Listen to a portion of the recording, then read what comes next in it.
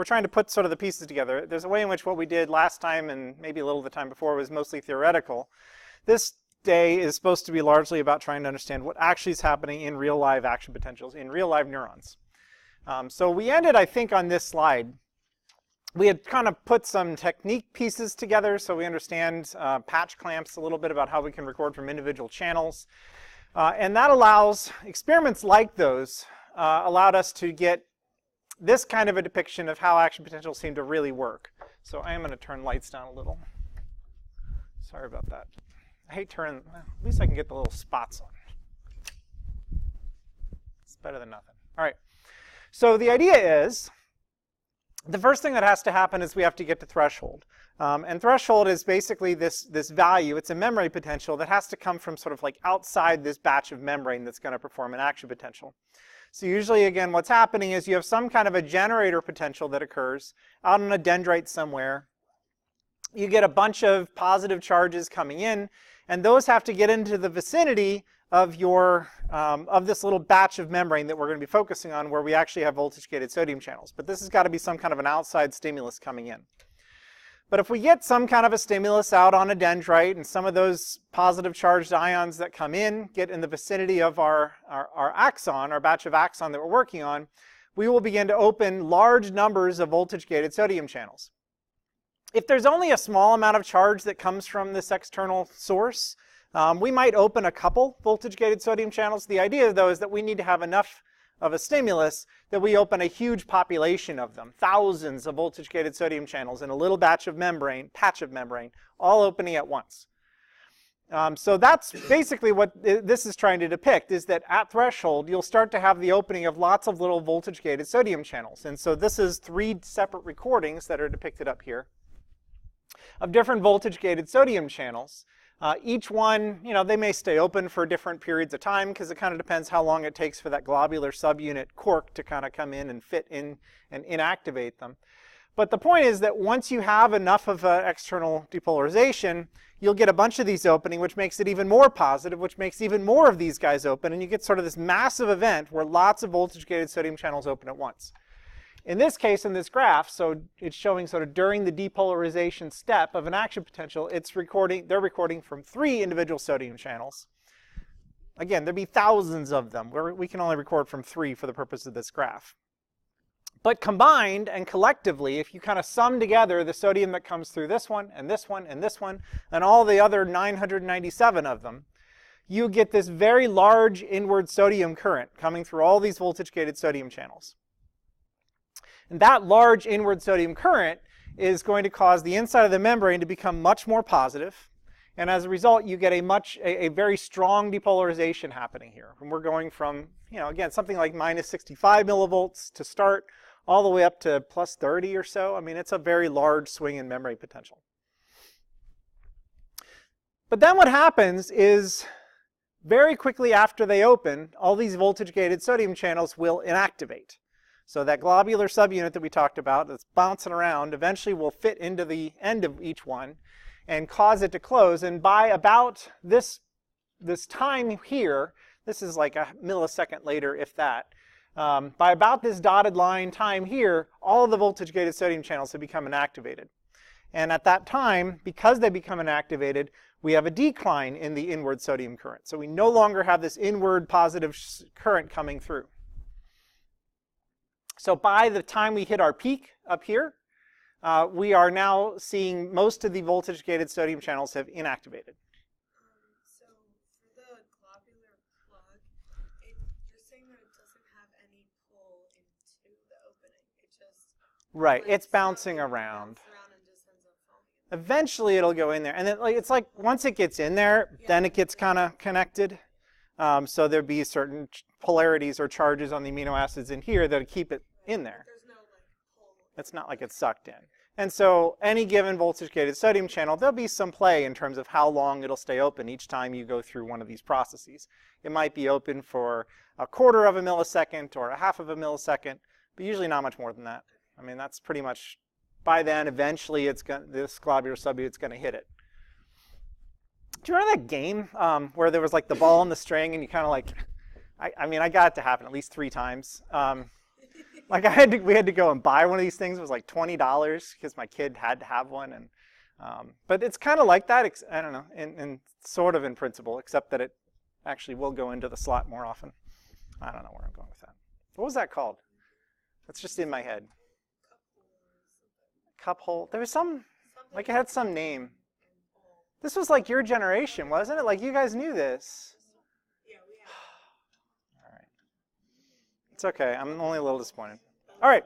So this is the idea that we have now got a bunch of inactivated voltage-gated sodium channels. And so if we left this just as it was, if that's all it was, what we'd see is that because there are still lots of open potassium leak channels that allow potassium ions to stream from the inside to the outside and take positive charges with them, we would gradually see this memory potential return back to baseline.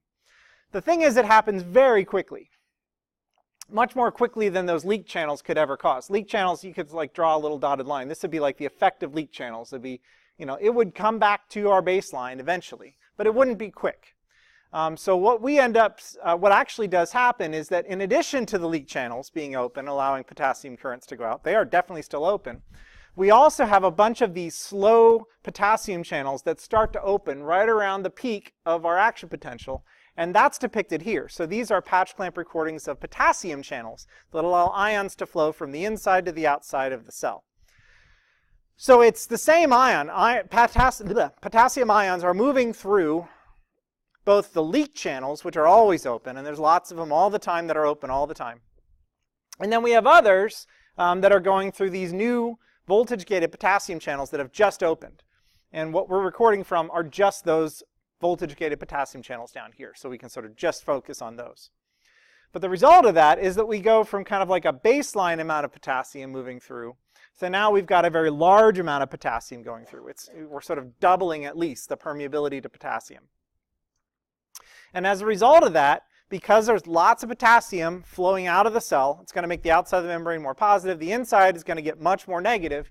We have this huge, huge repolarization that happens very quickly. And so, just pretty much as fast as we were able to go up, we're able to come all the way back down. And that's all happened within about a millisecond. We actually go so far down that we undershoot. So resting memory potential is about right here, right? So we actually undershoot. And the reason we undershoot is we have more potassium permeability. And these channels, you can sort of see, they stay open for a while. They don't have a globular subunit. So they kind of open and they just kind of linger in an open state for an extended period of time. So because we have extra potassium permeability, our memory potential actually shifts down such that it's closer to the equilibrium potential of potassium than we normally are at rest.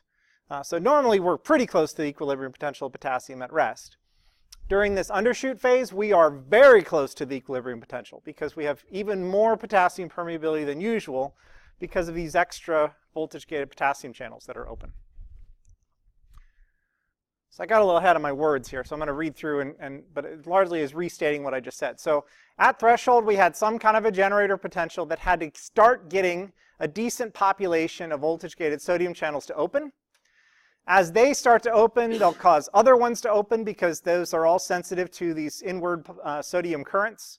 So the more positive sodium ions that come in, the more sodium channels open. That causes this rising phase where large numbers of voltage-gated sodium channels open. They are all opening more or less at the same time. There's some overlap. They're not exactly the same time. Like this one opened late, this one opened early, but they're all kind of opening at the same time. And it results in a very large ionic driving force that pushes sodium ions into the cell, and it's going to cause the memory potential to shoot up to around plus 30 or so. So very positive. That's called the overshoot. And again, it's caused by the fact that our permeability to sodium becomes very high, higher than that of the permeability of potassium. And so the memory potential, Vm stands for the voltage of the membrane, so that's the memory potential, will approach sodium's equilibrium potential. We're getting really high. Sodium's equilibrium potential might be plus 50. We're all the way up to plus 30 or so.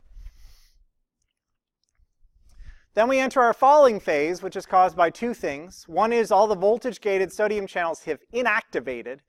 I guess they're not technically closed. They've inactivated because that globular subunit is jammed into the opening. So we're reducing, though, our permeability to sodium. And at the same time, we have a bunch of voltage-gated potassium channels that start to open. Sometimes these are called slow potassium channels because they're kind of slow. I'll get to you in just a second. They're slow potassium channels.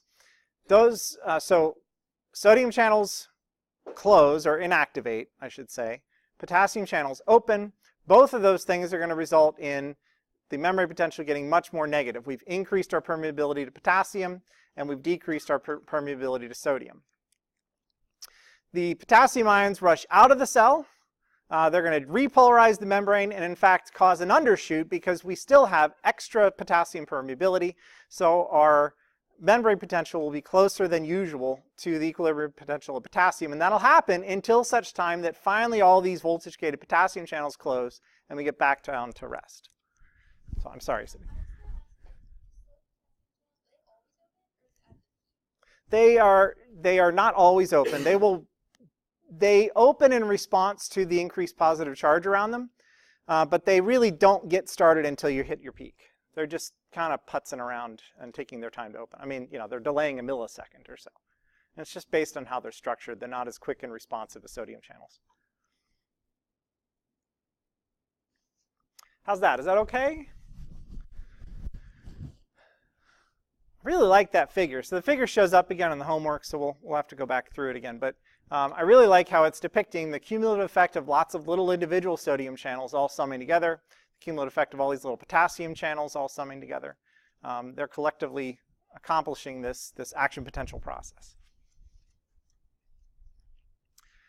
There's one other thing you can also see on here, and that's this idea of refractory periods, which I think we mentioned, in that neurons always go through this period where it is, once they've started firing action potential, there's a period where you just can't start another one, period. And there's another one, and then after that there's a period where it's just harder to establish another one. So again, these are called refractory periods. The first one of these is called the absolute refractory period, and I've shown it in red boxes basically here. I'm trying to depict why it is there. The absolute refractory period is caused by the fact that once you inactivate a voltage-gated sodium channel, you cannot open that thing again until it resets, until you kick out the globular subunit and it closes again. So voltage-gated sodium channels cannot open again until they reset. And they will not reset until such time that the membrane potential comes back to the resting membrane potential. So all along this period of time, those voltage-gated sodium channels are all inactive and they don't have the opportunity to reset, eject the globular subunit, close normally, all that jazz, until you finally get back down to rest. So there's this period of time from whenever the channel inactivates, which is what I try to depict here. It'll differ depending on which channel you're looking at. But from the moment the channel inactivates to the time it resets, this whole period is called, this is going to result in an absolute refractory period. So again, during that period, we cannot cause the membrane to fire another action potential until those channels have reset. They just can't open again. And you have to have them open to cause a new action potential. So this is going to prevent action potentials from like stacking on top of each other. There's also something called a relative refractory period. And the relative refractory period is a period where it's just harder than usual to get an action potential to fire. You can do it, but it's harder than usual. And it's caused not by the sodium channels, but it's instead caused by the potassium channels. So it's basically from the period after the sodium channels reset down until we finally get back out to our resting membrane potential. So basically the idea is you can't fire another action potential at all until all of your sodium channels reset. That will happen once you get back down to your resting membrane here. And then but then what happens is we don't just stay at resting membrane, we undershoot it. And the undershoot is caused by all these potassium channels that are still open. And until all the various voltage-gated potassium channels close, our membrane potential is going to be more negative than usual. To get an action potential to fire, we have to bring the membrane potential up to threshold, which is usually a little bit above resting membrane potential. And usually, so that's usually a matter of a couple millivolts. Going from here to here. That's going up to threshold. If we're down in this undershoot, though, we need to not only go from here to here, we need to go from the undershoot all the way up to resting, and then from resting up to threshold. So we have to basically have a larger than usual stimulus, a larger than usual amount of depolarization, because we're giving ourselves kind of like a late start here. We're way down in the hypernegative, and so because of that, we have to get all the way up to rest and then up to threshold in order to fire another action potential. So that's unlikely to happen when we're at sort of the massive trough of the undershoot down here. It's much easier to happen once we finally return to rest. So once we get back down to back to rest over here, all the voltage-gated potassium channels have closed. At that point, we are out of our relative refractory period. But during this whole undershoot process, it's just harder than usual to get an action potential to happen. You can do it. I mean, if there's a really strong stimulus, it's definitely possible to get another action potential to fire. But it's harder than usual, so we call it a relative refractory period. So the undershoot can be overcome by a massive generator potential, but like a normal, typical generator potential usually won't be able to generate an action potential until you give a little bit more time to pass and you get back up to rest.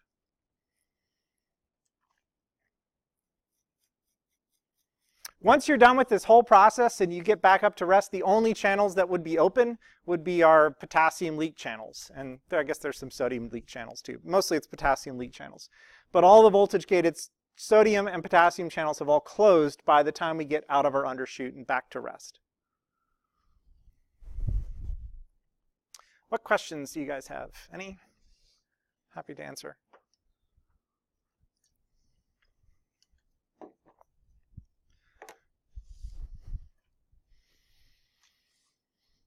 Got a video.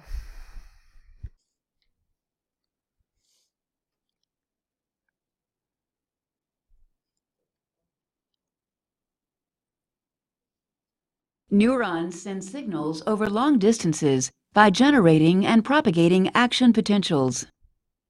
Most action potentials originate near the axon hillock of the cell body in the initial segment of the axon. It then travels the entire length of the axon. A closer look reveals that during an action potential, voltage-gated channels open and close, altering the permeability of the plasma membrane to sodium and potassium ions. A threshold stimulus changes the shape of the voltage-gated sodium channels, causing their activation gates to open. This event marks the beginning of phase 1 of the action potential, known as depolarization. As sodium ions diffuse into the axon, the membrane potential becomes less negative. This causes more voltage-gated sodium channels to open, and the membrane potential soars to plus 30 millivolts. At this point, two key events occur. The inactivation gates of voltage-gated sodium channels close, and voltage-gated potassium channels open. These two events mark the beginning of phase 2 of the action potential, known as repolarization. As potassium ions diffuse out of the axon, the membrane potential becomes negative again. However, the membrane potential continues in the negative direction, going beyond the resting state of minus 70 millivolts. This marks the beginning of phase 3 of the action potential, known as hyperpolarization.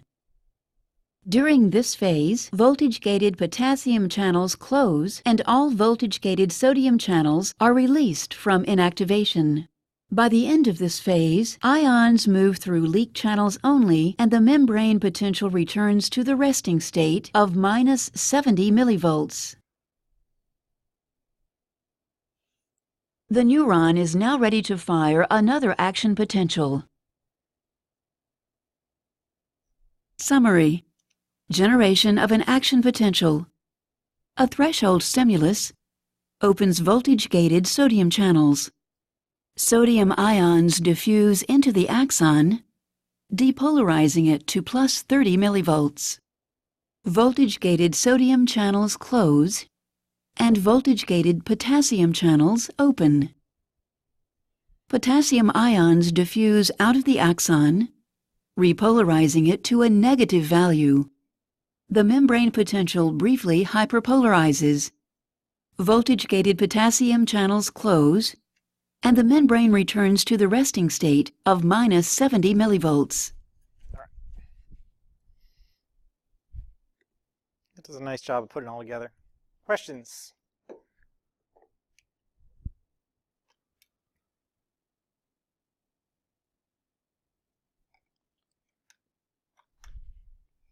right.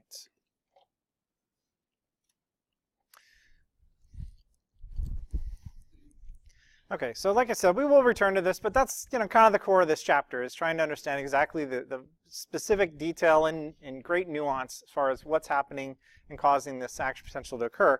One of the things the homework will ask you to do, in addition to walking through this figure, is it's also going to ask you to apply that to using that Golden equation again.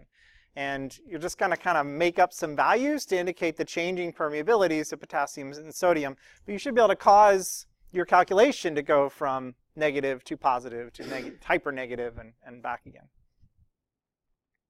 All right, I had planned to do a Kahoot, and then I kind of messed it up, and now and somehow that Kahoot is both chapter 4 and 5, so I have to skip this. I'm sorry. We'll have to wait for the Kahoot until chapter 5. We're not that far from there. Next week we'll do one. Sorry. Okay. So the last major topic in the chapter then is how is it that we're able to have propagation of these action potentials? How is it that they're able to move along the axon and go from point A to point B? That's kind of the thing that's so great about them is, oh, whoop-de-doo, yeah, we were able in one spot of a membrane to cause a big change in memory potential. That's very exciting. But the cool thing about them is that they are then propagated in these waves that travel down the axon. And here's basically the simple version of how it works. So at one spot, you'll have a generator potential. This might be the axon hillock, for example. Let's say that this is the cell body of a neuron is over here. So, dendrites collected some kind of a generator potential, and some positive charges are getting over here, and they're going to cause this voltage-gated sodium channel to open. You could even think of like this one as being like a group of 1,000 of them all opening, but they're in this spot over here on this membrane at the start of the axon. So when they open, they're going to cause sodium ions to start rushing in during the rising phase of the action potential. And some of those sodium ions may kind of stick around, but these are just sodium ions that are immersed in solution. So they are free to move and roam, and they will do what they tend to do, and they're going to diffuse from high concentration over here into directions that are of lower concentration. So some of them will happen to go this way downstream along the inner membrane of the axon. That means they're going to make the inside of the membrane over here get a bit more positive, which will cause the next population of voltage-gated sodium channels to open. So these guys open, and then sodium ions start rushing in, and that's going to make the inside of the membrane over here become more positive, and so on, and so on, and so on, and so on, and so on. And so it's kind of like book describes as kind of like a bucket brigade. You're sort of passing the torch all along the way. Each step along the way, we open voltage-gated sodium channels, and then sodium ions rush in and make the inside of the membrane more positive. And this is repeated over and over and over again, all the way down the length of the membrane. And that's pretty much how it works. I mean, at each step after the voltage-gated sodium channels open, these guys quickly inactivate. We have the potassium channels that are nearby that open. We reverse and repolarize up here. But by then, we've already opened the next channels down the line. And so that signal, that wave of sodium ions rushing in through voltage-gated sodium channels makes its way all the way down the length of the axon. And there is this question down here. It says it does not reverse direction. So we only have sort of a unidirectional propagation. Why do you think it wouldn't reverse direction? Why wouldn't we have sodium channels that were upstream that had already opened? Why aren't they opening again and sending a signal back up toward the cell body? Is that a hand? I can't. Okay, yeah. What do you think?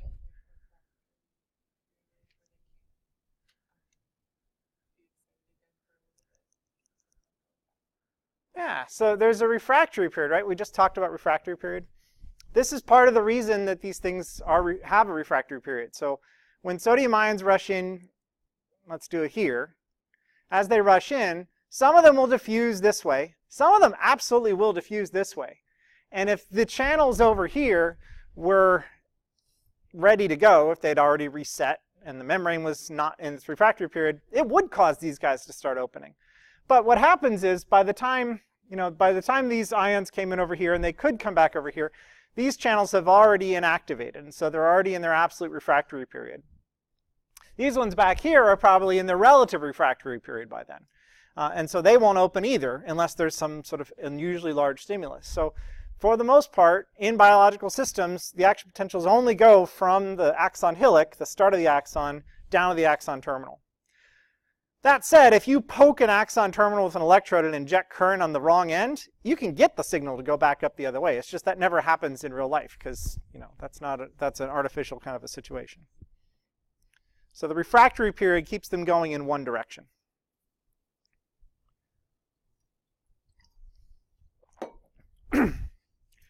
Other interesting thing, if you record the rate at which action potentials are propagated down a membrane, it varies dramatically from axon to axon. So we have some axons in our body where the signal will travel somewhere around like, you know, a meter or so per second, which, you know, that seems pretty good. That's, you know, meter per second. I'm happy if I can run that fast. Meters this long, I guess I'm not happy. I'd like to go faster than that. But the point is, yeah, that's relatively fast, I guess, for a cell. We have other axons that will conduct signals at 150 meters per second, though. So that's 150 times faster. So the question then is, why is it, or how is it that we can vary, that these things will vary across different kinds of axons? So what determines the action potential conduction velocity or propagation velocity?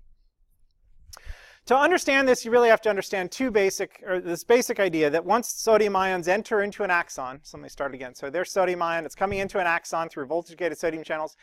There's basically two different things that can happen to it.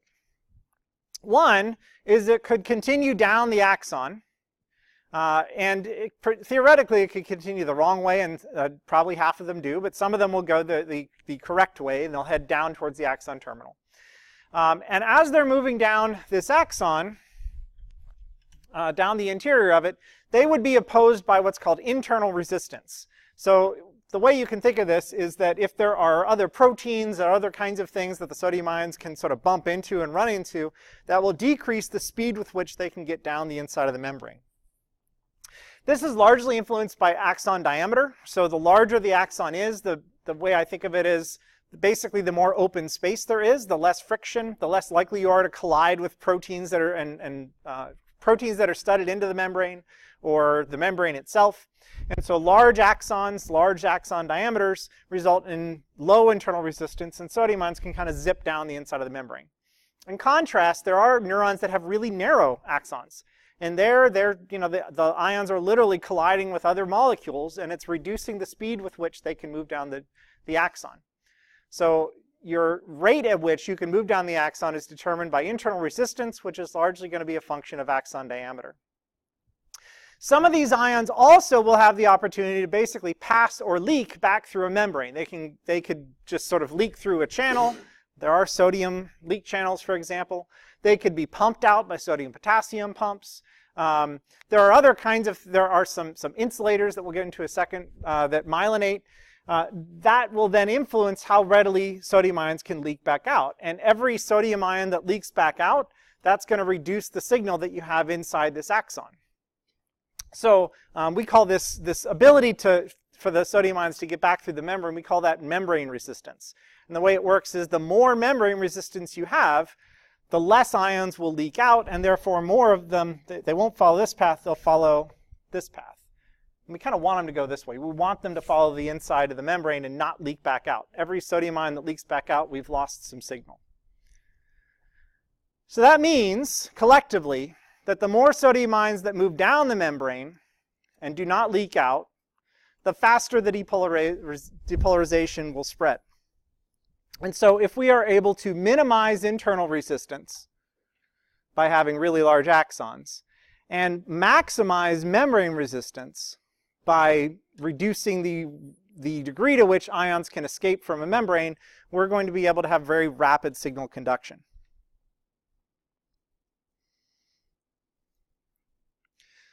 So I've got two examples that hopefully will illustrate each of these things. The first one is talking about internal resistance, and the second one's talking about membrane resistance. And I think we can kind of highlight them in the last 2 minutes we have today.